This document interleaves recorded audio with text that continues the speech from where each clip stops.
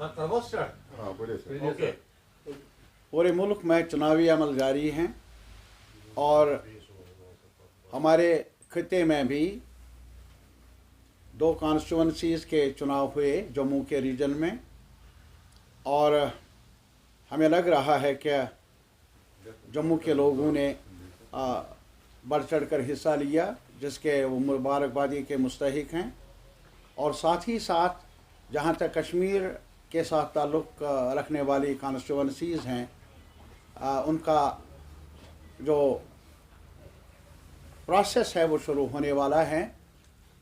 उसमें अनंतनाग राजौरी कॉन्स्टिट्यूंसी के बारे में सुनने में आया है, चर्चा है कि कुछ लोग चाहते हैं कि ये मौखर हो जाए। रीशेड्यूलिंग के लिए उन्होंने मुतालबा किया है इलेक्शन कमीशन से। मेरी नज़र में ये नाइंसाफ़ी होगी अगर ऐसा किया गया। रास्ते बंद हो जाते हैं 2 दिन 3 दिन, ये आज की बात नहीं है, पहले भी ऐसा हुआ करता आया है, होता आया है। और मुल्क के दीगर हिस्सों में भी कई ऐसे भी इलाके हैं जहां सड़कें नहीं हैं, दूर दराज इलाके हैं, तब भी कोई बहाना नहीं है इलेक्टोरल प्रोसेस को रीशेड्यूल किया जाए। और जहाँ तक इस कॉन्स्टिट्यूंसी का ताल्लुक़ है, इसके और भी रूट्स हैं मुग़ल रूट के अलावा, और हमारी नज़र में ऐसा इसलिए किया जा रहा है क्योंकि एक पार्टी बीजेपी का जहाँ तक ताल्लुक़ है वो जम्मू के नताइज या जम्मू के जो आवाम की तरफ से जो चहल पहल नज़र आई है चुनाव में, उनके तवक्कुआत के मुताबिक नहीं है। शायद वो चाहते हैं एक बहाना दूसरा बहाना करके ये इस कॉन्स्टिट्यूंसी की जो एक लेजिटिमेट कंसर्न है वहाँ के इलेक्टोरेट का कि वक्त पर होने चाहिए, उसको भी तब्दील करना चाहते हैं। ऐसा ना हो, हमारा मुतालबा है इलेक्शन कमीशन ऑफ इंडिया से, और हमें डर है कि अगर ऐसा किया गया तो क्रेडिबिलिटी जो है, एतबारियत जो है कमीशन की, वो मुतासर होगी। इस वजह से CPM मुतालबा करेगी। CPM और भी जो भी लोग हैं उनसे भी पॉलिटिकल पार्टीज़ उनसे मुतालबा, उनसे गुजारिश कर लेगी कि हमें एक साथ मिलकर इलेक्शन कमीशन से रुजू भी करना चाहिए। कुछ पार्टियों ने रुजू किया, और अगर ज़रूरत पड़े, अगर ऐसा हुआ तो अदालत आलिया का भी रुजू करने में हम झिझक महसूस नहीं कर लेंगे अगर ऐसा हुआ। दूसरा, जहाँ तक ताल्लुक़ है हमारे मामलात का, अभी आप देख लीजिए कि ये पीक सीज़न है, जनवरी फरवरी मार्च अप्रैल, और अमूमन जो पानी की दस्तयाबी होती है, आबी वसाइल जो हैं, और बिजली जनरेट करने में ये मौसम काफ़ी मददगार साबित होता है।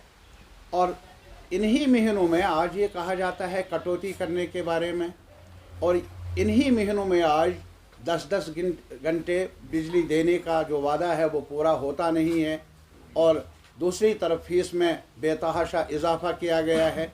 मैं होम मिनिस्टर से भी ये कहूँगा, क्योंकि वहाँ से हुक्मनामा जारी होता है बिजली के बारे में भी, कि उन्हें सोचना चाहिए कि हमारे 3 दरिया इंडस वाटर ट्रीटी के तहत पाकिस्तान के हवाले किए गए, और रंगाराजन कमीशन ने सिफारिश की थी कि उसका मुआवजा मिलना चाहिए जम्मू कश्मीर को, जो सेंट्रल ग्रिड से और ज़्यादा पावर मिलना चाहिए। लेकिन इसके बरक्स आज कटौती की जा रही है। क्या ये अच्छे दिन की अलामत है? यह हमारा सवाल है इस सरकार से। और दूसरा, इसी के अलावा अभी फर्स्ट फेज़ सेकंड फेज़ हुआ पूरे देश के अंदर, लग रहा है कोई वेव नहीं है, जैसा कि चर्चा था 400 पार 370 पार, ये सारा नैरेटिव लग रहा है पंक्चर हो रहा है। और इसी वजह से एक परेशानी की सूरत हाल पैदा हुई है। जो रहनुमा है जिनके हाथ में कमान है मुल्क की, वो अब गुस्से में आकर ऐसी बातें कर रहे हैं, ऐसा नैरेटिव बिल्ड करने की कोशिश कर रहे हैं जो आइन के ज़ाबितों से बाहर हैं, और जो मुल्क की जो सालिमियत है उस पर आँच आने का अंदेशा है अगर ऐसा नैरेटिव जारी रहा। वोट आए ना आए, लेकिन ज़ाबितों के अंदर हर पार्टी को, हर रहनुमा को चलना होगा, और इस बात का ध्यान रखना होगा कि इलेक्शन आते हैं जाते हैं, लेकिन मुल्क की सालिमियत बका बरकरार रहे।